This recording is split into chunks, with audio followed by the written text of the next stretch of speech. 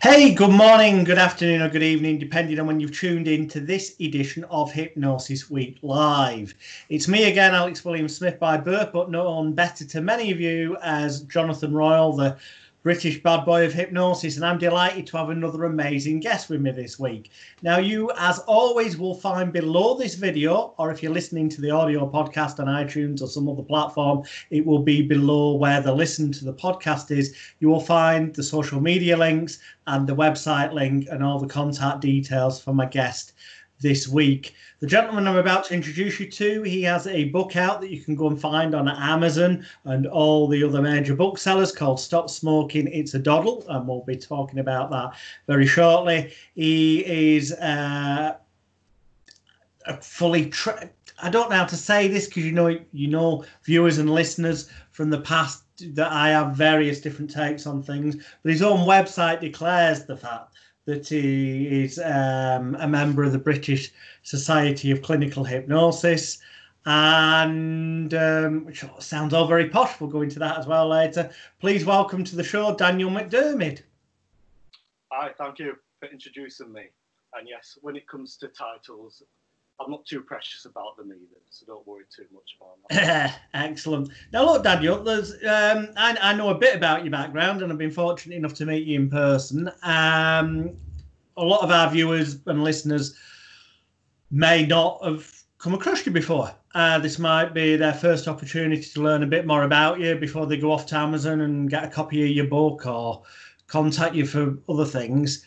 So can you start off, as I always ask everyone, to explain to us what led you on this journey? Because there was a time when you weren't a hypnotherapist. What was your backstory?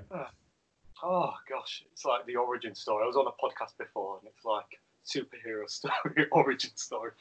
No, basically, it's not the type of thing you fall into as such, but I did fall into it a little bit. But I was interested in psychology. So when I was at college, I took psychology, and I was really interested in the subject. And that's when I actually recognised I wasn't a complete dimwit, and I could actually learn academically. So I then went on to university, did psychology at uni, really enjoyed doing it. And when I was at that, I knew that I wasn't going to be working one-on-one with people. It was lots of tests, being, lots of clinical work there. And I wanted to work one-on-one. I actually got into hypnotherapy, and this is why I actually like your stuff, because I got into it to demystify the subject bizarrely. I was actually looking at it from that standoff. At the time, I still had a really bad stammer when I first got in, so I never thought that I'd be able to practice it as a practitioner, even at that stage when I first started with the London College of Clinical Hypnosis. So I got myself suited and booted, went for my interview, and realised how informal it actually was when I got to the interview, and I saw the people just with their tracky bottoms on for their course, and I thought, oh gosh, this isn't quite as formal as I was taking it more seriously than I needed to at the time. Got onto the London College of Clinical Hypnosis course. Absolutely loved doing it. Learnt a lot. It's a different firm now. I think they've got new principal, and they've actually changed the name, I think. So I don't think they've got the same teachers. Michael Joseph sold it, has he? He died. Oh, he died? Yeah, Michael I'm Joseph. not having a finger on the pulse. Yeah, so there was Peter Mabbott. I'm not sure if he's still there. I think he's actually left just in recent months, actually, to do his own thing. But he took over with Faisal.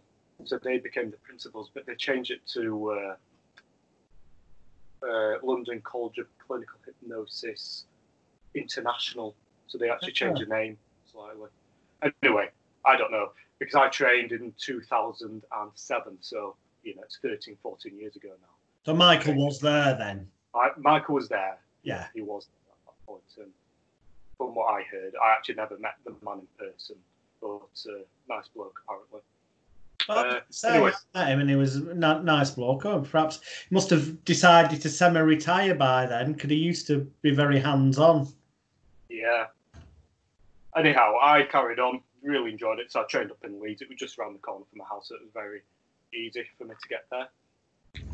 Being very young, because I started when I was extremely young. Certainly now I look at it just like yourself, that I cringe at the photographs and go, oh my gosh, how could anybody ever take me that seriously when I first started? Did all the training that I needed to do. I felt comfortable with the skills that I'd acquired up until that point, and I decided to open up in Leeds City Centre in 2009 or 10. Yeah, beginning of 2010. So I started off, and it's been a decade of me working full-time as a hypnotherapist. So when you say on my website, I like to put professional hypnotherapist, and it depends on the semantics of words, as opposed to fully trained. You know. There can be all these debates about. Yeah, indeed. I don't get too fussy about it, but you know, when it comes to certificates, I don't list all my grades and everything that I've trained in. There's no point. The public don't need to know it. As long as you get the results. Yeah, I couldn't agree with you more there. Now, what before you actually started seeing clients, what? Well, I'm just sort of trying to gently tease it out of you. I know you've got, if I remember correctly, and if I don't, tell me. Sometimes I get it wrong, but you've been involved with boxing? Yeah, yeah. So I boxed as an amateur from the age of 11. I absolutely, you know, I've been very, very fortunate in my life. I've had some brilliant people in my life, lots of idiots as well, but some great people in my life. So my old trainer, Harry Pinkney, Kevin Cunningham, Dennis McCann, and they ran the boxing gym for free as an amateur in Meanwood, and they've done it for decades. So young lads off the estates, they go there, they train for free. And yeah, so it was in the working men's club in the basement, and absolute brilliant man was Harry, and it was he actually died at the end of last year, and I did his eulogy. So really nice bloke. When I was actually doing my hypnotherapy at the beginning of the training, that's when I turned professional. And I had a few professional bouts with Derek Roach. Derek Roach was a great champion, and it's quite amusing actually. Derek fought 3 world title fights, and on that photograph where I met you, and it goes recognising people. You come under Derek Roach on his profile on my telephone. It recognises you with the bald head. So you look like a seasoned professional boxer, apparently. I'm definitely not. That's for sure. So I had a few fights, and I'm not sure if it's fortunate or unfortunate. Derek, nobody could ever predict what was going to happen. So I got in the boxing ring, and I was called up all morning on a Saturday morning. Danny, do you want to fight this young fella? He's up and coming. He's a good lad. Your debut, his debut. You want to take it on? His opponent's pulled out. I know. I was ready to go. I was like, yeah, let's do it. So we drove to Blackpool Tower, and I went 6 rounds, went the distance with this young lad called Terry Flanagan. He was hard as nails, and I knew, well, is this what the professional game's about? They're a bit hard, these fellas. Anyway, he gave me a bit of a boxing lesson, but you know, I fought hard and got my earnings that day. He went on to become the lightweight world champion, undefeated. So he was a bit special. And he moved up to super lightweight just last year. He lost against one of the best pound-for-pound boxers in the world, that's it. So he's only lost 2 bouts against 2 of the best people in a higher weight. So he's come back down to lightweight. So well, you held your own during that, from what you just said. I tried. That makes you a bit special as well, doesn't it, surely? Because there are levels to the sport, and you know, I could get in there. Second bout came across, and again, anybody in the boxing world will know this fella. So they put me against a fella called Josh Warrington, who's the current world featherweight champion, undefeated, 35 at the moment. Yeah, I held my own against Josh, and I had a good bout against him. He was just at that level. So I actually wanted to continue when I felt frustrated throughout the fight because I just couldn't catch him. In hindsight, he had an engine like anything. So had it continued, he would eventually put a stop to it, I imagine. But back then, I was a bit frustrated. And it's only as you see him progress. So when I fought these fellas, they were novices in the sport. I wasn't fighting them at what they've become, and I recognise that. So I can't be going, "Ooh, I fought the world champions. I fought." Well, you can, because they were at a different level then. But if you'd have continued, you'd have become at a different level than you were at the time as well. Of course, I do recognise that, but it's good bragging rights. But I've also got to be a bit modest about it because I recognise the difference in it, and where we were all at the time. Anyway, I had my third pro fight, got my victory finally, and then I got this condition called osteochondroma, which is bone growths to the bones, and it's a type of tumour, benign. I must add that, okay? Right. But I was quite poorly with it, and I kept on getting all this pain in my joints, and then I went to the doctor saying there's something up with me. I get punched in the face for a living, so I'm not hypochondriac. There's something wrong with me. Yeah. And they put me under the knife a couple of weeks later to get these growths out of me. They kept on coming back with a vengeance. Obviously, to be fighting at that level, you've got to be able to train properly. I just couldn't train properly. So every time I got back into it, get myself fit, this pain would just come back with a vengeance. I decided at that point to just have a bit of time off, and I thought, I'll get back into it. And as things went on, because I had opened up my business at this point, things had moved on. I was married now. My son was born. And I recognised, hang on, you've got to have something to lose in that sport.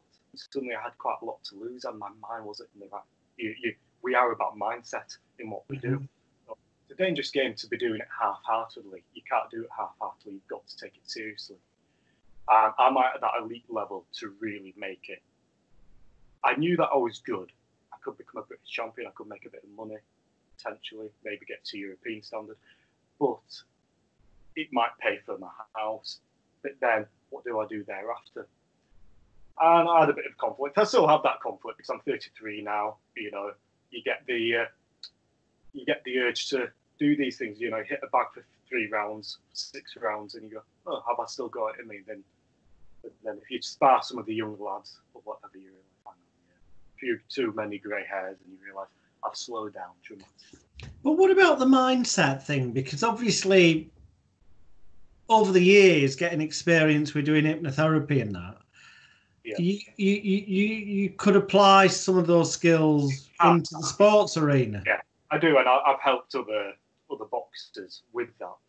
I've got the mindset. Once you're in there, you can go for it. But there is that sort of when we talk about the law of attraction type things, I trust in it, but I don't believe in it. This whole universal force, probably in the same way, when you look at placebo, when you talk about it. So I've got the same experience. I know that I have it within me. If I put everything into it, am I willing to put everything into it? And you've got to make that choice. Now, eventually you go, it's not for me. I've got a different purpose here that I'm doing. And I do recognise I was getting results with clients, doing everything. So do I drop what I now think is my cheesy calling in life, and you have certain callings. The boxing was there for a reason. Almost that pushed me in that direction to give me a certain mindset so I could help other people potentially. I do see it, as cheesy as it sounds like that. Do I think it's a supernatural thing? No. But, I definitely had experience from my past through the boxing, through the discipline. It's what I say about my old trainers. They are the original hypnotists. They program my mind to be a certain way. And at that age, I thought I was going to be a champion. Now I realise I can help other people really get into the correct mindset that they need to be in life. So many people are lacking confidence. So many people suffer from mental illness, and they really need help. Really need help. So, I mean, I know you deal with all manner of basically, what clients could throw at you, but in particular, we'll generalise in a minute, but as I said right at the top, you do have, if people go to Amazon or follow the link below this video or audio podcast, you've got your book out, Stop Smoking. It's a doddle. That came out 5 years ago, and like anything, I did a second edition, but that's just on Kindle now, that one. You change things around a little bit, so it's not the perfect product in my opinion, but it's still helping people, and it has helped people stop smoking. The reason why I wrote Stop Smoking, It's a Doddle, is because I looked at hypnotherapists and I recognised why are hypnotherapists really, really struggling with stopping people smoking. Lots of them avoid it, they don't touch it. Then you get others that specialise in it. And I thought, well, if I can do that well, other conditions will be easier. And I realised most conditions have the same fundamentals within it. If people are just anxious, basically, it all comes down to anxiety and confidence with most conditions. And they have a phobia of quitting. People have a phobia of their condition most of the time. And what you say, you're helping them let go of shame, guilt. I've forgotten the other ones that you go. Blame, shame, guilt, and regret. And all this. So you can do all this with them within the treatment. So I love seeing somebody quit smoking. Instantaneously they can go home. And at the end of the session, what are you going to say when somebody asks you, how did you say? I am a non-smoker. So they just basically re-diagnose themselves as a non-smoker. Let go of all the guilt, let go of all the shame, let go of that identity as a smoker. They are now a non-smoker. I suddenly realised how people can shift so quickly and easily. And I became a bit obsessed with psychology, when I was a teen, 18, 19, 20. I'm not going to go into too many of the psychological challenges that I did have. I was stammering and other things. How did you go? I've got to ask you, because people at home are bound to be interested as largely therapists themselves. Was it through hypnotherapy that you overcame that? No, so when I was at uni, I'd go out sometimes, I've had a few too many beers, and I realised I'm drinking because this must be a bit of a social anxiety. And I recognised that it came back on at uni more so. So when I was at school, I had a bit of a stammer. Certain people I talked to, it get really bad. And then other people that I knew very well, it wouldn't be as bad. So I realised it must be a social anxiety thing. Basically, people are the stammer, or what I was saying, people are phobic. People are phobic of their condition. I was phobic of stammering. Okay. Anxiety about stammering. And the majority of stammerers, even if there is something biological there, so there are lots of conditions that are both psychosomatic and biological. And it can be a mixture. Who am I to say? I'm not the medical doctor. I go, well, if it is psychosomatic, then I can help you. So I've got video testimonials of people that have stammers speaking clearly on their video testimony. I came to see Daniel after the first session. I went out, went back to the office, and I was talking to people. These are people that have had stammer. They're stammered throughout their lives from the age of, since they were a child, all the way up to 55. And suddenly they suddenly realise that it's all been social anxiety. They have a phobia of their stammer. So I make them a confident stammerer. That's what I say. I'm still a stammerer, but I'm a confident stammerer. Therefore, I don't stammer. Okay. I'm allowed to stammer. Who says I'm not allowed to stammer? Well, everybody does at some point. Yeah, exactly. People or they might not refer to it as stammering, or trip up on their words in certain situations. I'm not shamed by stammering, so therefore I don't. If I do, so what? And that's what I do basically. People overcomplicate psychotherapy a lot of the time. They really overcomplicate it, and they can be very precious about things. All we need to do is make sure that people feel confident in themselves and their conditions. So when I talk about confidence, I ask people, what do you think confidence is? And I use a few examples. I do use my stammer as an example. I'm a confident stammerer. So people come to me and go, Danny, can you assume, am I blushing?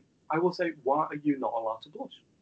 Which seems a bit contradictory because I dare to stop blushing. I go, I'm allowed to blush. I'll tell you what, I'll help you become a confident blusher and we can go out and blush together.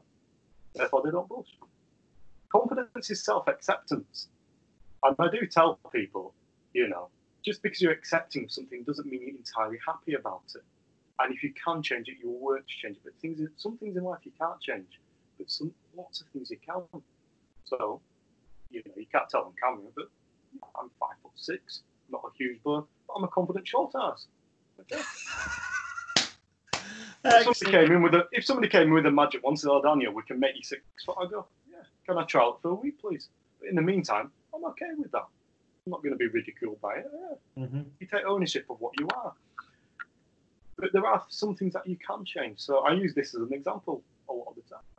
I could confidently play the piano badly in front of millions of people. I don't have the efficacy that I can play it well, however. But if it was important to me, I'd work incredibly hard to build my efficacy. Playing the piano isn't my thing, so I don't bother. But everything's important to all of us and must strive to excel in what's important to us. As a practitioner of hypnotherapy, I strive to be the best I can at it. And I work incredibly hard to get results with clients.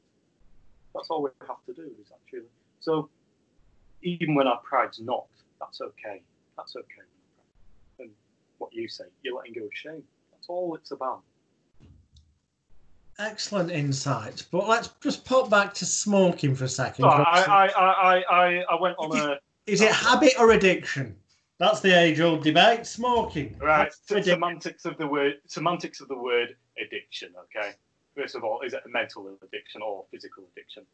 Right. When it comes to nicotine, this is what I state. I got video testimonials of clients that have smoked 80 cigarettes a day, and they're in their 60s at this point, from the age of 20 to the age of 60. And they've walked away with immediate effect with no cravings. So this is how I phrase it to people. Right. Let's imagine. The whole world has been hypnotized into believing that they are addicted to smoking. There's lots of literature out there, lots of media out there. Even ex-smokers go, "Ooh, it was the hardest thing I ever did." So that mindset's in the human condition now, throughout society. I love the NHS, especially what they've been doing in recent months, okay? I absolutely love them. But they get it incredibly wrong when it comes to mental health, in my opinion. And they get it. CBT is the largest part of what they do, isn't it? And that's complete bullshit therapy is what I say it stands for. I use a form... I use lots of Albert Ellis's work, which is a form of REBCT, and other things. So it's good to be rehearsed in it, but I wouldn't ever work as an NHS practitioner does.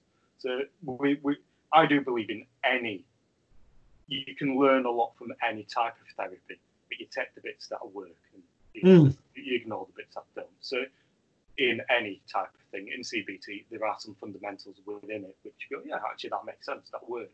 So I'm not completely against any type of practitioner, because for some people they get results with it, but for lots, as you know, it doesn't. And I do think it depends on the practitioner as well.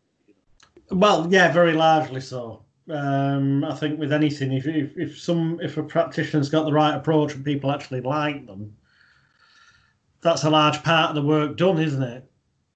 Right. With the NHS, anyhow, they get it incredibly wrong when it comes to weight loss, and they get it incredibly wrong when it comes to smoking cessation, in my opinion, because they offer nicotine replacement therapy, which suggests it's primarily a physical addiction as opposed to a psychosomatic condition.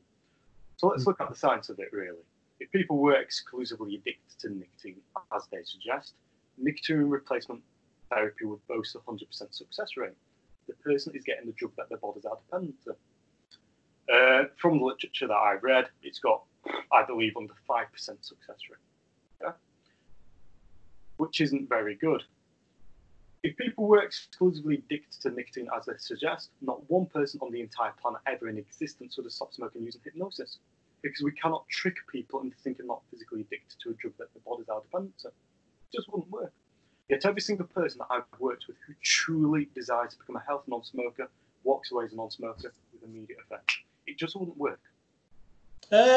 You just said you can't trick people into thinking. What? Say it again. They're not biologically, physically addicted to a drug that their bodies are dependent on. I disagree. You can. Delavar in wartime, when they came back and they'd all been given drugs on the battlefield. Doesn't that show that it's more psychosomatic addiction? It was the physical withdrawal he was dealing with. He just but he convinced them that they weren't. Right. But this is the thing. Man, in fairness, he brought them out of it for a week. I'm gonna explain why people do feel these physical, what they believe are cravings, physical cravings. So just moving on from it, because people get confused when you say something psychosomatic. It doesn't mean that there isn't a physical thing going on. So somebody might have eczema on their arm. The eczema's real. They can see it. It's itchy. And when you say, oh, it's created by your mind, they go, well, no, it's real. It's not being offensive when you say something psychosomatic. The brain is so powerful that it's actually created something physical. So when people feel physical cravings, the physical cravings are real. Is it the nicotine? Or is it a mindset? Is it psychosomatic? And I believe a lot of addiction is psychosomatic. And I couldn't agree with you more. Yeah. I'm not saying it's completely psychosomatic. Yeah, there might be an addiction there, and there is, but it's not quite as powerful as people think. Otherwise, hypnosis, that man wouldn't have been able, that you just said, wouldn't have been able to stop these people. So when people wake up in the morning and they're usually trying to quit on their own accord, no help whatsoever, they wake up and go, okay, today I'm going to try and stop smoking. I mustn't think about smoking. Stop thinking about it, stop it, stop it, stop it. Oh my gosh, why am I thinking about smoking? Nicotine job. No. They have a phobia of the thought of smoking when they're trying to quit smoking. Very simple. They have a phobia of the thought. And because they have that phobia, they start becoming overexcited by that thought. So I change anxiety into overexcitement. I mustn't be feeling this way. Stop thinking about stop it, stop it, stop it. I just can't bear this anymore. So what do they eventually do? They smoke. So I change it to a preference, and this way, a bit CBT comes in. You know, you take the bits out. You're like, okay, they wake up one morning. I mustn't be thinking about it. If they were truly physically addicted, they would have woken up at 3, 4 o'clock in the morning. They haven't. In fact, you frequently hear people go, I haven't had a cigarette for 6 hours, completely sick. My mind's really busy today. If somebody who's physically addicted, that does not happen. They would have those cravings to go out. I was never playing for 12 hours. They haven't had those cravings on the plane. But as soon as they get off, they spark up. They're either in a habitual situation where how long do they see somebody else spark up? I don't get to my fix. Stop it, stop it, stop it. What do they usually do? They have a cigarette. And I know it's not medically an OCD, but that thought, they demand that they mustn't have that thought. That thought now becomes an obsession. And they believe through the superstitious ritual of sticking a load of dried leaves in their mouth and burning them will get rid of that obsession, which becomes a compulsion, which is a disorder. That's all smoking is. It's all built on superstition. Gets rid of the thought of smoking. Pink elephant. Don't think of a pink elephant, you think of one. So, through the hypnosis, I give them permission. You're allowed to think about smoking. They're now confident with the thought. The more they think about it, I go, well, they wake up in the morning, oh, I prefer not to smoke. But I'm allowed to. But I prefer not to. Why do I prefer not to? The more I think about it, the more I prefer not to smoke. I get them to embrace the thought. They're now confident with the thought. The more I think about it, the more I prefer not to smoke because it stinks, both literally and figuratively in every single way. And I get them to hate it. So they now feel, because I've given them a new identity, that they are now a non-smoker. So non-smokers don't have a phobia of smoking. They don't have a phobia of the thought. So now that they're a non-smoker, whenever they think about it, why would I bloody want to stick a lot of drug leaves in my mouth and burn it? That's idiotic, isn't it? It stinks. So you get them to have a completely different perspective of it. And it's the same with other drugs as well. And, you know, we've got to tread carefully when we talk about addictions because, you know, there are studies that are conducted that say, you know, this is the amount of drugs that a person needs. So when people come off hard drugs, we've got to be a bit careful when people talk about alcohol. There are people that I see. I've just helped a man who was drinking up to 20 pints every evening. Okay, he was an NHS paramedic and he had PTSD really bad. Right. He couldn't sit down. I've got a fantastic written testimony. I was going to do me another testimony, a video testimony at some point. Lovely bloke, but for 4 years he couldn't sit down. He was in his home, couldn't leave his front room, just pacing up and down, and he'd drink 20 pints. And he went from about about 11 stone to 21 stone. Okay? He put on a lot of weight. And he has kids. His wife's also a paramedic. Actually, she's an ambulance worker. It's a different word, but she works on ambulances as well. So he had to actually take early retirement eventually for ill health and the rest of it. So he'd seen all these other practitioners. The system had let him down instantly. And his wife was very, very anxious. I'm allowed to talk about this because it's all on the record now. I can speak freely without breaking privacy and confidentiality. And she came down to see me, and he came to support her just when she was really getting overwhelmed with everything. I said, I'm going to sort you both out today. After that first session, all panic disappeared. That was it. His PTSD was gone after a conversation. Because I believe everything is a form of hypnosis. I say it's just chatting with people, shifting people's beliefs. It's not about eye closure. It's not about meditation. But yes, that is another tool. So meditative therapy, you can use that to reinforce. So I use that at the end of the session, bit of meditation. But it was me chatting with him and understanding his condition and explaining it to him. Because I believe knowledge is power. Once you understand your condition, you can overcome it. So when you demystify anything, and I know that you were different from me, I think we have the same beliefs in the end, placebo and everything else. Okay, you say you shouldn't take the magic away. Well, I actually do take the magic away, but I do it in such a manner that they have intellectual insight. They now are in control. They recognize all the tricks of the mind, the magic. They understand the magic of the world around them, everything that is hypnotizing them. So they recognize that they've been hypnotized into their condition, and my job is to unhypnotize them and explain exactly how they've been hypnotized into their condition. So they're empowered by that understanding. I've been falling for this all these years. So this man, he was classed as an alcoholic. But he was only drinking from 6 p.m. So all day he was fine. So he wasn't shaking. He'd been classed as an alcoholic. Yeah, I've always found that one a bit odd. Alcoholic to me actually means the kind of person who is waking up during the night, reaching under the bed and having a swig of whiskey. So many people are diagnosed that. So I've got, again, you've got to tread carefully and go, I get in touch with the doctors and go, I'm going to be using X, Y, Z. Are you okay with this? Obviously, not doing anything unethical and saying, well, what do you describe as an alcoholic? But lots of people who come and see me, the problem is once you have that stigma, I am an alcoholic, they might be fine, they might be doing well, and then they get tempted, and that guilt comes back in because they've had a touch of alcohol. That's it, I've messed up my whole life's ruin, I might as well go for it now. I might as well just continue with this because I have failed. If somebody isn't diagnosed as an alcoholic and they have half a pint, they're not phobic of having that half a pint, so they don't need to continue now because they think that they've wrecked their lives. Yeah, they've not been branded, they've not been labelled. As soon as somebody has that label, it's very, very difficult.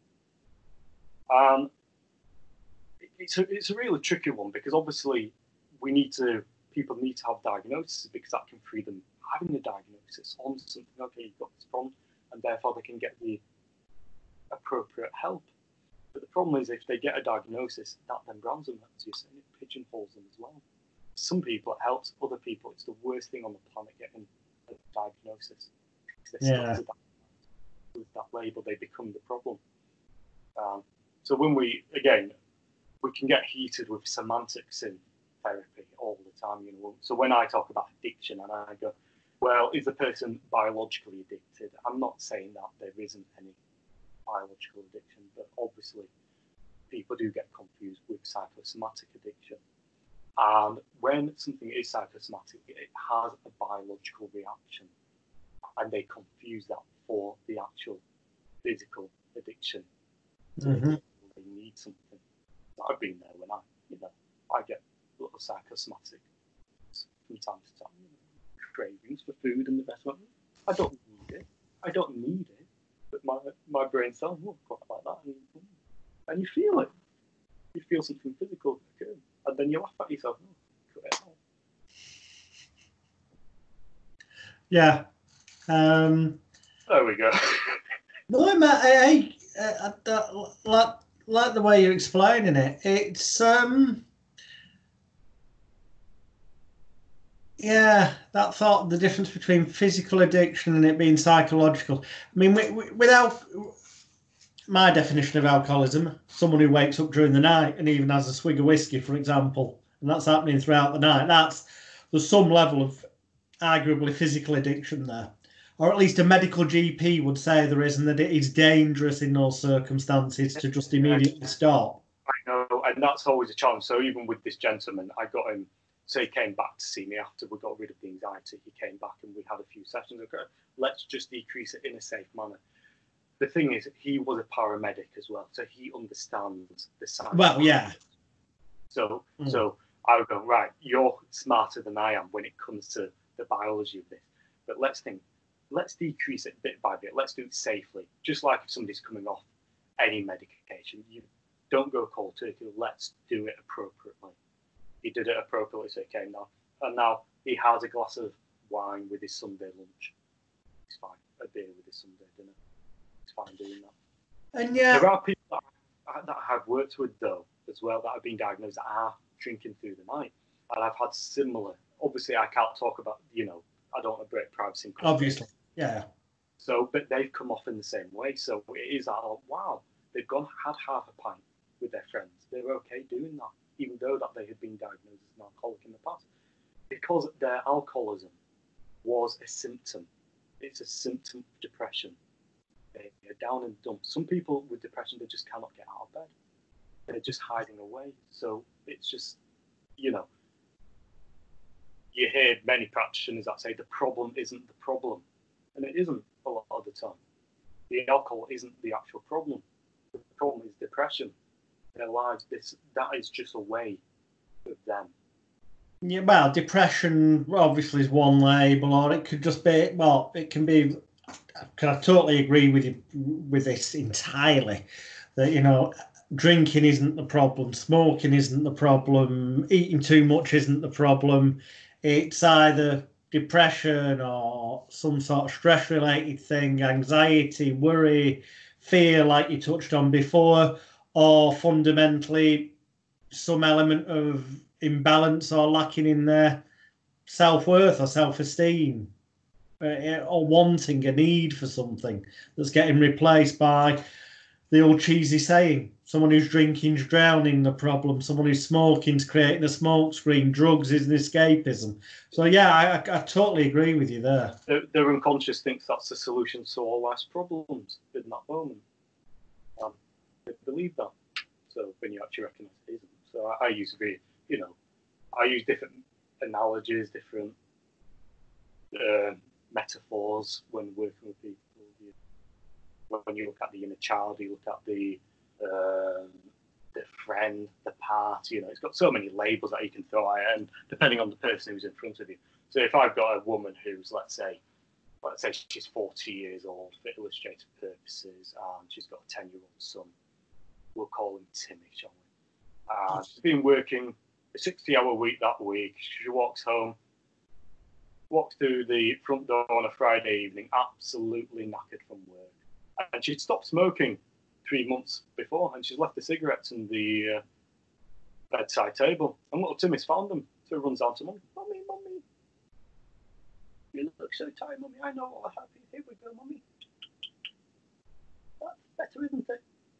Isn't that nice? Little Timmy's trying to help his mummy take away all life's problems through smoking cigarettes. There's 3 ways to handle this. The first is to get to your room from the backside. I'll probably go upstairs and start smoking himself, so he rebels. The second is to go, oh, cheers, Timmy, brilliant idea. Join in, not advised. The third is to go, thank you, Timmy. So you're thanking that unconscious part of you. Thank you, Timmy. That's so nice of you. Recognising that mum is very, very tired. So let's sit down together, Timmy. First of all, it's so sweet that you try to help mummy. But smoking is so bad for X, Y, Z reason.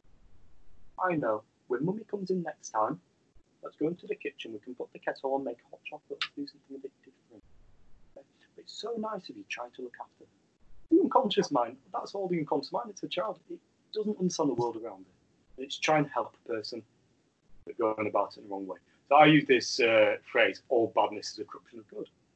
And it sounds very cheesy. Why do people behave badly in life? Because they're trying to gain something positive, either materialistically, emotionally, or physically for themselves in that moment. They're going about it in completely the wrong way. Every single action a person makes is because they're trying to get something positive. Or what their perception of positive is. Exactly. They try and make themselves feel better in some sense, some manner. But all badness is a corruption of good. And you've got to thank that part that's trying to get something good. The unconscious is thick.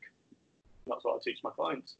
So why do you think, given, I mean, I suspect I know what you'll say to this, but why do you think when provably, despite the fact, I mean, from my point of view, I go, hypnosis doesn't exist in the way people normally talk about it. But by the by, the fact is it doesn't matter what it is or what it isn't, it works. Right. Results are what matter. So the fact that results are obtained and people are helped consistently and regularly with what gets termed as hypnosis or whatever other name it's given. Why do you think it's not used more widespreadly in, I'm going to go conventional medical circles, who will instead, there you go, have some antidepressants rather than working on your state of mind? My opinion on why it's not widely used in the medical world is that I don't believe that the industry should be regulated, because that would take away or manners of working. If you make it too rigid, it doesn't work. Mm-hmm. It doesn't work. And therefore, there are people that are incompetent within the industry, so they give it a bad name. There's lots of good practitioners out there. There's lots of bad because it's unregulated. But the people who are good because it's unregulated. But the bad people are there, given a bad name because it isn't regulated as well. So it's a bit of a paradox. How do you overcome this problem? People have different levels of training. People work very differently. So I work incredibly differently from my peers, really differently. I chat 2.5 hours with a client before I do any trance work. I'm explaining this model. It's what I call, it's not conversational hypnosis in the same phrase. It's emotional coaching.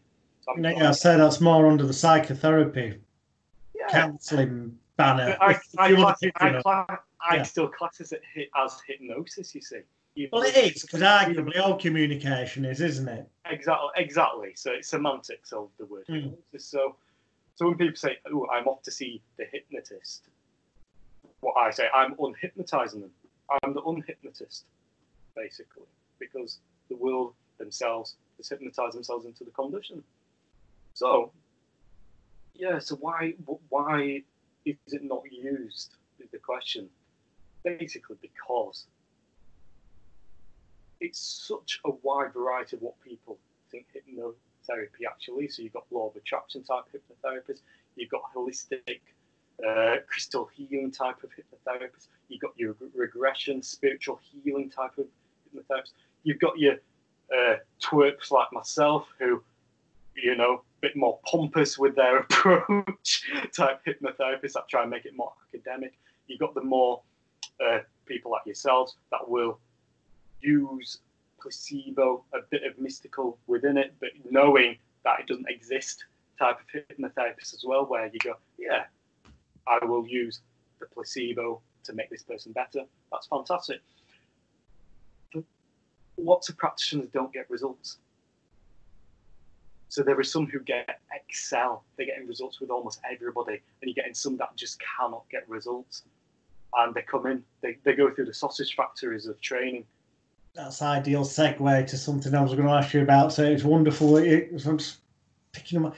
Do you think, well, I'll just start regarding why it's not more commonplace. I think a large part also is because there's not as much money in curing people or empowering them to be themselves as there is keep prescribing drugs. I'm not, it's difficult to get into the debate of pharmaceuticals and the rest of it. We know literature out there proves that pharmaceuticals have been very, very unethical in the past when it comes to medication.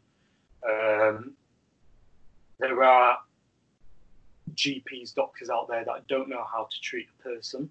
They're allowed to diagnose a person, but they don't know how to treat it. They throw the smarters at them, the first course of action. Oh my gosh, this person is poorly. What do I do? I've got to make out as if I'm helping them. How do I do that? I go down that biological route. That's what they've been taught to do. So I treat psychiatrists. I treat medical doctors in my clinic, and they go away and they come out with a completely different perspective of what they've been doing for 20 years, and they're just wowed by it. Why have I been helping people? Because, as I say to them, you are a hypnotist. Every single conversation you have with a patient is a form of hypnosis, and you can really cause damage to people because you are the authority. You are the authority. So when it comes to pharmaceuticals, yeah, it's, you know, are they paying? Yeah, they used to give stationery to doctors. They used to give everything to them because they were on the pay books. You know, but can the world change? Can it change? Well, we're hoping so. People are becoming more aware of it. And people yourself with your program as well that you created, people are becoming more aware of it. And there's that balance about medicine. You know, the fact is we need medicine, we need help. You know, the pharmaceutical companies do a fantastic job at times when people really need something. When it comes to psychiatry and mental medicine, I'm talking as a layman here, by the way, just so you know. Mm. It's a really, really complicated situation because there are people that need medication. When people are psychotic, they need that medication. It helps them.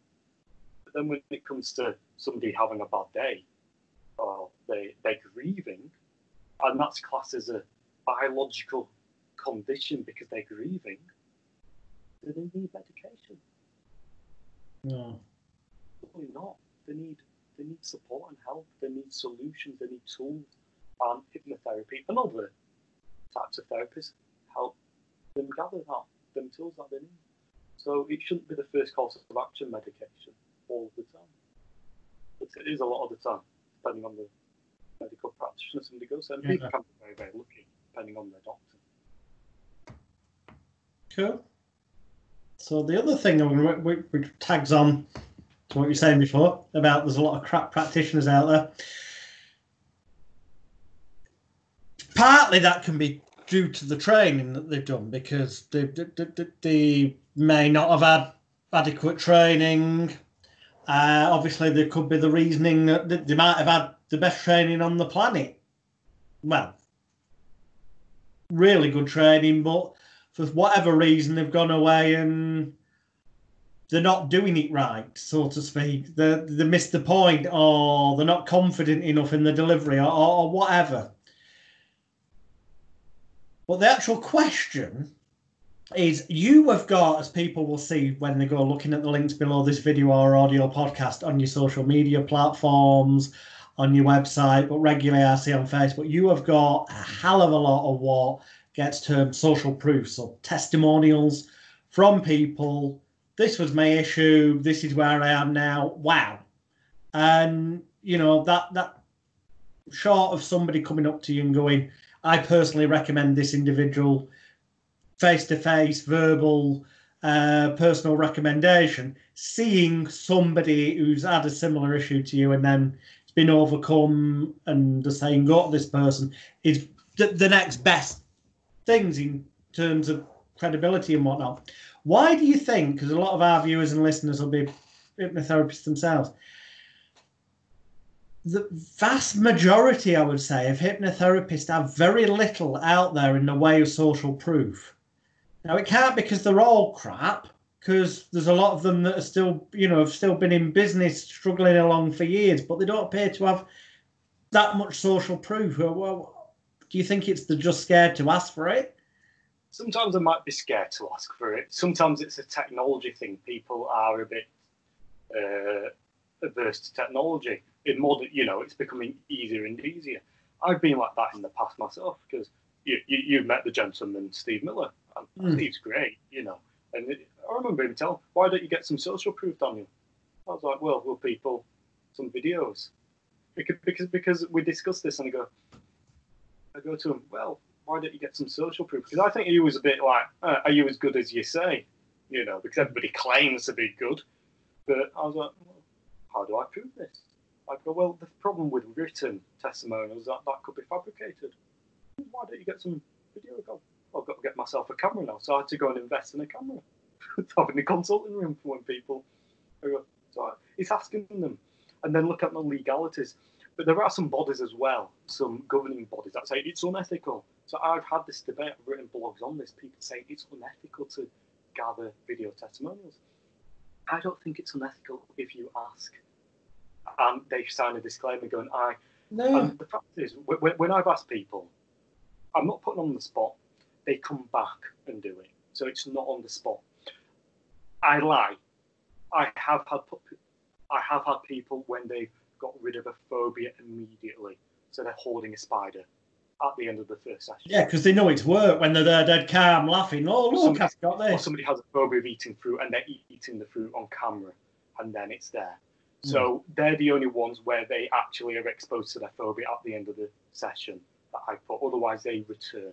So the smoker returns after 3 months of being a non-smoker to give a video test. Because you don't want to do it after a week. You don't want to do it after, first 10 seconds. Well, no, exactly. You want at least a month, so it's provably that.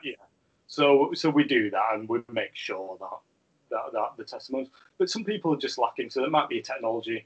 They're a bit phobic of technology themselves, but they're going to have to get with the times a bit on that occasion. There might be that they're not getting the results, or they're not seeing enough people, or they're just too scared to ask. I don't know, because people say to me, how can you get testimonials? I got lazy with it last year. I built up so many that it actually takes time out of your diary doing it as well to invite them back. So it's not like inviting people down. And you go, well, this is my peak time that they can come down, 4 p.m. on a Tuesday afternoon. That's when people want to come and see me. So I'm like, oh, do I not take, basically I need to make a living for my family, or do I get my video testimony? So I stopped doing them for ages, asking people. I might get back into the asking people again, because I thought I've got enough. Well, no, in fairness, there comes a point where when you've got a whole bloody massive amount of them, and you're only putting one up every day or two, you've got several months covered. People aren't going to notice that you go back to the beginning again. But I mean, I look out there and I see. I've been.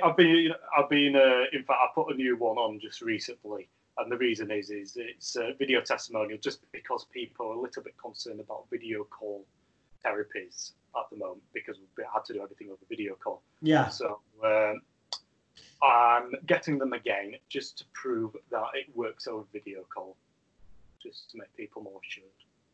Well, hey, cool, that makes sense. Which, again, it's like almost what I had in my head. You've read my mind, because you've gone in order and you keep segueing, right? I was going to bring that up. How have you been going on during all this lockdown, COVID stuff? In the first couple of weeks, I went from a busy clinic, working really, really well. And it was a bit like, oh my gosh, I've worked 10 years to get to where it is. Yeah. And I'm working well, got all these skills, and then suddenly, down. I was like, crap, why is this happening? As it happens, people just getting into the routine a bit and start contacting me again. It's not quite, I'm not working with quite as many people as I was before, face-to-face. Some people do want that face-to-face. It doesn't make any difference if they've got a good connection, but some people have kids in the house, they've got family, they don't have the space, they don't have the connection, so it's a bit more difficult for them. And so they go, oh, I can't do it just at this moment, Daniel. That's fair enough. That's always going to be a bit difficult with some people. But yeah, I've been doing okay. I've been doing all right with it, and surprisingly so, I've got with the times, got myself a new microphone stand, got myself a Logic camera, so it's attached to the laptop, and It's all a scam, this COVID. It is. It's all a scam. I'm sure it's. I put my feather and scroll away because I was very old-fashioned in the way that I worked before. I'm convinced it's a scam, this COVID. It's not, and I don't mean all this conspiracy nonsense about Bill Gates. They've all clubbed together, haven't they? Zoom and the microphone and webcam companies. There've been more sales of webcams, microphones, and subscriptions to Zoom in the past couple of months than they made a bloody fortune out of us. Yeah. Well, they have. Yeah. What do you think is going to happen going forward? Because now that a lot of people have realised, well, not enough, I think, but a lot of people have realised that it is possible as the therapist to run things online, but also as the potential client to get things done online. How important do you think that's going to be going forward? Because we're doing this on the 15th of June 2020, and in England, the generalised shops are just open today, or at least they've got permission to if they want. But pubs haven't yet. So we're still in that incremental stages to getting back to the normal we knew, if ever we do, because they keep banding around this phrase, new normal. Yeah, propaganda, if ever it was. What do you see the future of hypnotherapy being? Do you see it being more online? Because, I mean, for all we know, this could happen again, couldn't it? Right. There are people that niche. And when people niche, it means that they can hit a different target. So when people are searching for them, they're more likely to go with the practitioner that niches, even if it is online. People are technologically savvy. One thing it has done is allow people to become more technological savvy and less scared of it. So people, even not to be derogatory, the older generation that usually wouldn't use Zoom, they now want to. Yeah, the number of people I know, you think, you've been using Zoom, wow. Yeah, so even my father has been FaceTiming me, and I've been writing these blogs about him. I thought, right, at the beginning of all of this, I thought, well, it'll be quite funny. Who do I use as a case study to explain psychotherapy to people? Let's take out the most ridiculous person I know. So, great guy, lovely, but he's got some funny stories. So I'll have a chat with him. How can I make that into a funny tale and have a moral of a story within it? So I've been writing some daft anecdotes for people. Yeah, going forward, I do believe that people will do that. People already have been doing that before in the past. I think things will be, in the initial stages, health and safety. I haven't opened up my clinic again. I could do. I've got people asking when I'm at dinner. Basically, making sure that all regulations are in place. Nobody can sue you for, coming in. Making sure that they're right to sign a disclaimer. And that they're safe, that they're not going to pass anything on to me. Maybe I'm being a bit over the top. Do we wear face masks? Do we not? I rearranged my office. I've been down 3 times in the past 4 months to my office. I've rearranged it so it's got good social distancing within it. Everything's ready. Got the pump on the wall, hand gel wash, so everything's in place. But I think. Depending on if there's a second wave, really, on the actual illness and people, it's absolutely tragic that people are dying of this. I don't want to be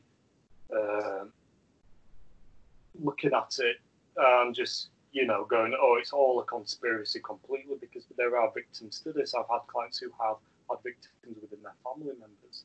Oh, yeah, I know. There's definitely people. Is it as dangerous as they're making out as well? But there are very, very vulnerable people, and the people that are vulnerable will have to take care of themselves. Well, in the past week or fortnight, they pretty much, the World Health Organization and has basically admitted that asymptomatic people are highly unlikely to pass it on to other people, whereas previously everything was coming out saying that it. Ooh.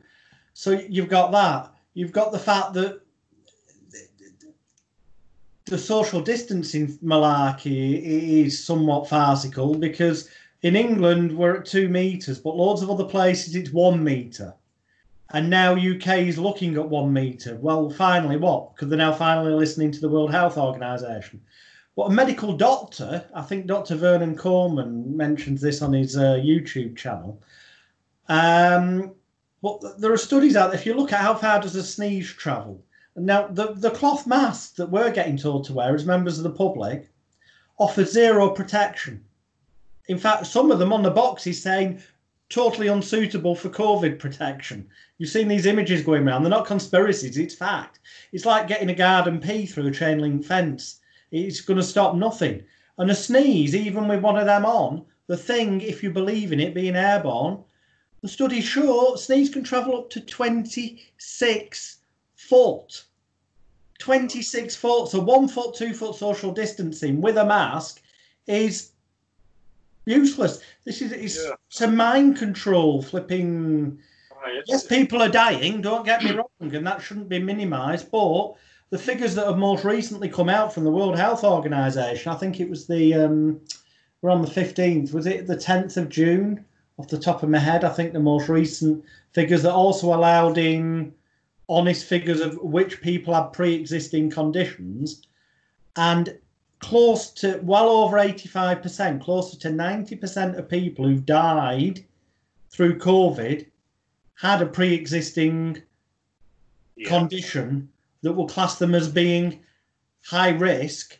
And there is an argument and debate that the only reason why they died is because of the pre-existing condition. And that to the vast majority of people on the planet, and sadly, yes, that means there are people at risk. It does mean people are dying who wouldn't have died maybe at that time. So I'm not minimising anything, viewers or listeners.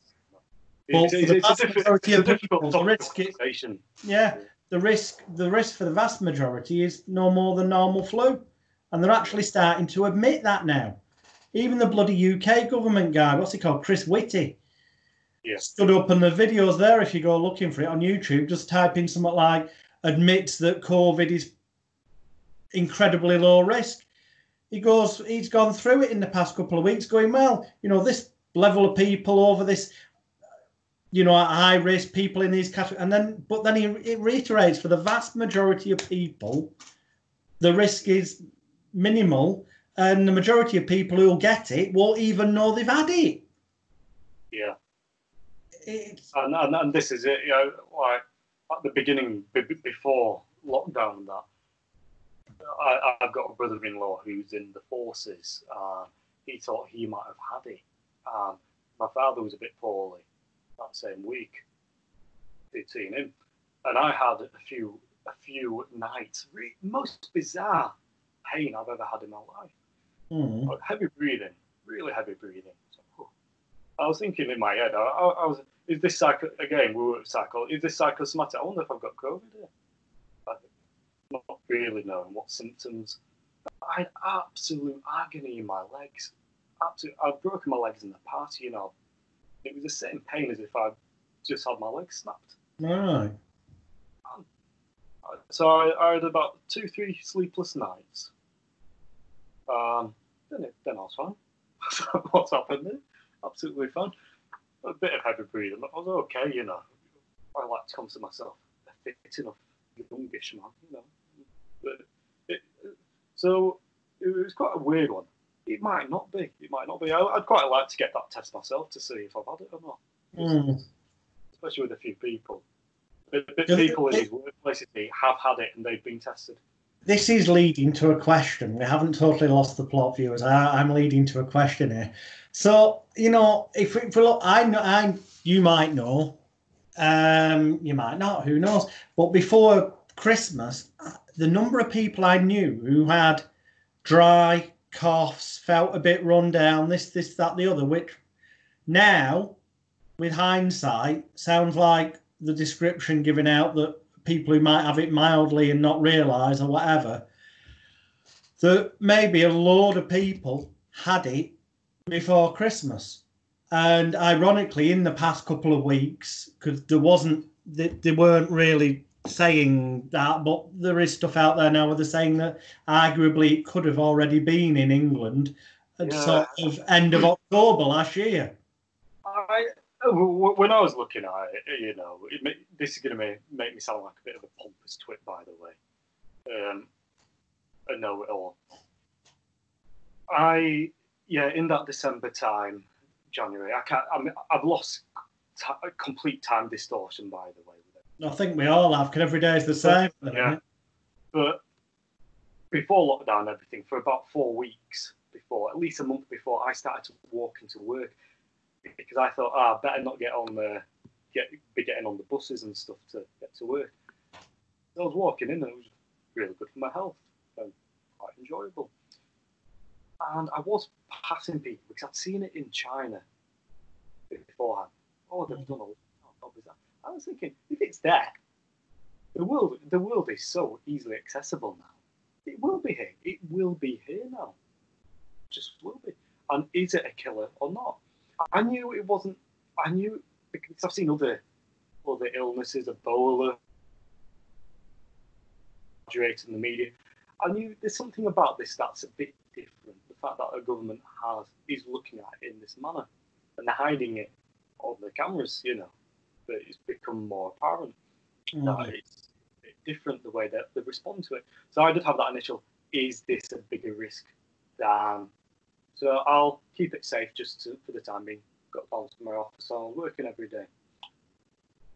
And then when I had that really, really weird symptoms, I was thinking, is this it?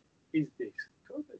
Because I can't think of any other condition where there's members of families. What I was worried about, everybody was poorly in my family within a week, within the same week.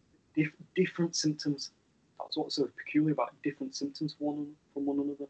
Which we now know is... my own father actually turned around and goes, yeah.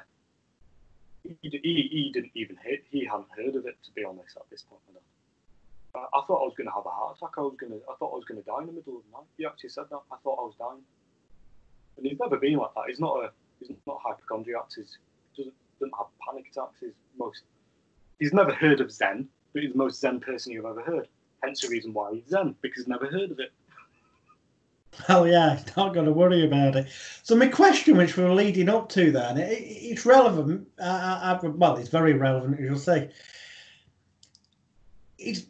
The public have been for weeks, several months now, basically on a daily basis through the television, radio, newspapers, magazines, all media channels, it's fear, uncertainty, disorientation, confusion, fear, be scared, beware this. It's all negative. I've been a victim of it myself, and I know, right. The problem is that experts don't really know. When I look at everything, you know, I try and look at things as rationally as I can. But when you don't have the correct information out there, or not enough information, you start going, okay, what do I do? So in the initial stages, you know, I was on high alert, stay alert. Fight and flight. Body goes into. And I was, you know, just making sure, keeping everything safe. And I followed the guidance because I thought, well, at the moment, it's not going to change anything too drastically in my life if I follow the guidance. It's better for me to do everything that I've been told at the moment. Am I conforming? Yes, I am. I recognise I am. Am I falling for a massive conspiracy? I might be. But I didn't see it as a massive, massive danger for me to be following the guidelines because I thought, well, if I'm following the guidelines and it isn't as dangerous, doesn't matter. If it is as dangerous as they say, and I'm following, at least there's no victims because of my disregard of it. But I was thinking, well, maybe I'm following everything and I don't need to. There's always that dilemma there. I don't know. That's the only thing I can say. I don't know. Let me be a bit more specific here. The fact is, and this to me, there's numerous conspiracy theories out there, but a lot of them are backed with evidence. The fact is, there is the Rockefeller Foundation do have a document on their website, Plan for a New World. which details within it, and it's been out in print. Anyone can get it freely from the website. It has been there for several years, and it clearly says that by 2030 they've got to achieve sustainable goals in the world for depopulation. And it mentions 2020 as being a likely year for a pandemic. Very coincidental, but let's not go down that route. What I'd find the most biggest red light that something's not right, and at the very least they've had, this could be a real genuine problem. Yes, people are genuinely dying. It may have happened naturally, let's say, and they've just decided this is their opportunity to harness it to their advantage. But the big red light to me is this: why are we being confronted only with fear, warnings, warnings, warnings, which put people naturally into the fight or flight, freeze bodily response, which produces more things like cortisol and adrenaline and all that in the body naturally, which makes your immune system weaker. Yeah. Why haven't they, amongst the messages in the media, been telling people, you know, use some mindfulness or self-hypnosis or relaxation exercises which will help your body's immune system increase? You know, take vitamins or vitamins, depending where you're listening, more vitamin C and stuff. Because now some countries have come out and blatantly said, you know, vitamin C, take it, it's, you know, for people, they're giving that as part of the treatment to people who get it. Why the hell are they not clicking to do things? I agree with that. I listen to lots of different podcasts, and what you say, you probably, you know, Joe Rogan Experience podcast, he talks about this, you know. The fact is, people aren't getting the correct information, basically, that if you actually are taking the right vitamins, or vitamins as they call them in America, you're taking the correct vitamins, vitamin B, C, the rest of it, and you're looking after your health and mental health especially, that you will be asymptomatic, apparently, more so. You might, even if you do get it, you don't know that you've got it. And it's people that are completely flat. So there are people that have been overworking, they're not looking after themselves. So when they're getting really poorly when they catch something. But that's the same with all illnesses. I know if I'm overworked, I'm fatigued, when I've been working too hard, my body starts to respond to that. And that surgery in my legs, you know, I was talking about with the boxing, I start to feel pain in my joints where I've had surgery when I'm feeling flat. It's really weird. It's really weird. So it just shows that correlation of how your body responds when you're fatigued. So if you suddenly are compromised with this new COVID, it's going to have a detrimental effect on you. But that's the same with all illnesses, you know. I might be in the same household as other people that get poorly. It's the common cold, and I'm fine. I've been looking after myself. And hopefully, I'm hoping that people actually start to respect their health a bit more because of all this and realise, yeah, we've got to look after ourselves, look after our biology. This is what we walk around with each and every day. Let's respect it. Let's exercise. I'm not saying rigorous gym routines. Go walking. Get yourself moving if you can. And look after yourself. Eat. Yeah, you'll have a takeaway from time to time, but eat good stuff as well. And let's get the weight off as well. Let's make sure that we're not killing ourselves in other ways, because this has been a massive example of when people are not in good health, how they can become very, very poorly with illness. You know, they are susceptible to getting poorly. This has been the one that's been killing people, and it's absolutely horrible. People that have been victims of it, and it's such a hard conversation to have, really, because you know, people. But it's bigger than COVID. This conversation we're having, because everything we've been saying applies to all. Yeah. illnesses and arguably diseases and stuff. Even even your cancer patients who God, I feel so sorry for people who are scheduled to have treatment that have not been able to do because they're getting all the negative messages about COVID, and imagine the fear state they've been flicked into. Of course, and it's been appalling for people who have. And I think that's where therapists like us, listeners and viewers, can help more than perhaps has been recognised by the conventional medical arena. In that, if we can help people to psychologically be calm and cope with situations, and thus, arguably, in the evidence shows, in the context of what we've just discussed, therefore ultimately get their physiology, whether immune system's boosted, or at the very least it's not being depleted from what it could have been, then they're in a better physical position to tackle and overcome. Yeah, definitely. No, it's definitely important that people are in the right mindset to actually overcome, because the science proves that immunity does change too. Again, everything is psychosomatic, and that's what I said when we were having that discussion about addiction before. Everything is psychosomatic as well. And of course, there are biological influences there.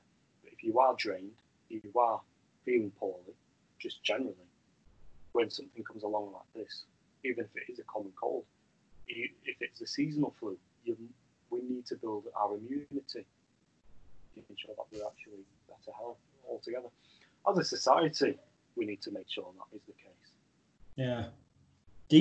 Deep things. We've actually hit 1 hour and 16 minutes, so I'm going to have to start wrapping this up. Listeners and viewers, below this video or audio, if you're on the audio podcast, you will find various links. You will find a link directly to Daniel's website. You will find a link taking you directly to Amazon, where you can find his book. You'll find links to his various social media and whatnot. Please do go and check them out. You'll also see on Daniel's website that he runs courses. So, if you're looking for someone perhaps to run a masterclass for your therapy group on his tailored, refined and tested in the real world, getting in massive amounts of social proof, stop smoking approach, then go and visit him. Thank you so much for your time. It's been a wide ranging, as I always say, viewers and listeners, if you get a pad and a pen, watch this again or listen to it again and take notes, because the bits where we talked about smoking also apply to all things that are habits, addictions. The bits where we've talked about COVID, because that's what's going on in the world right now, apply to all forms of mental, physical, physiological health. There's a hell of a lot more in the past hour than it may first seem at first viewing or listening. So to wrap things up, I just want to say one disclaimer to everyone. Yeah, I know nothing about COVID. You know what? I don't think anyone does, even the so-called experts, the way that they keep changing what they're saying every week. Anything that I've said throughout the podcast, it's just a matter of opinion, and I don't know much about it. We're all a little bit lost with it, and that's okay. That's okay to everyone. And be compassionate with yourself that you don't know anything about it as well. Excellent. So to kind of wrap things up, I always ask everyone the same question at the end. The beginning and end are always the same. Where it's gone in the middle is different for each guest. So the end question, which is the same for everyone, is for viewers, listeners, some of whom are just starting their journey into the world of hypnotherapy, mind therapy, whatever label you want to give it. What jumps into your mind as being, if you could speak to yourself at the start of your journey, what advice would you give to the younger you that would have made that journey easier? So what advice, There's too many. Be assertive. Make sure that you only work with clients that you know you can help.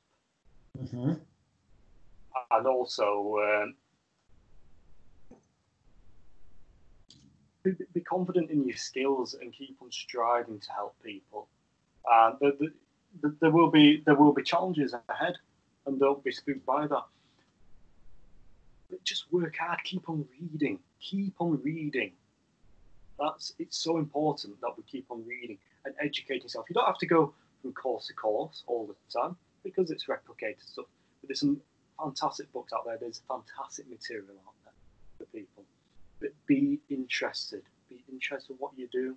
Keep on learning. So we're always learning in this industry. There are some fantastic people out there. Learn from their mistakes.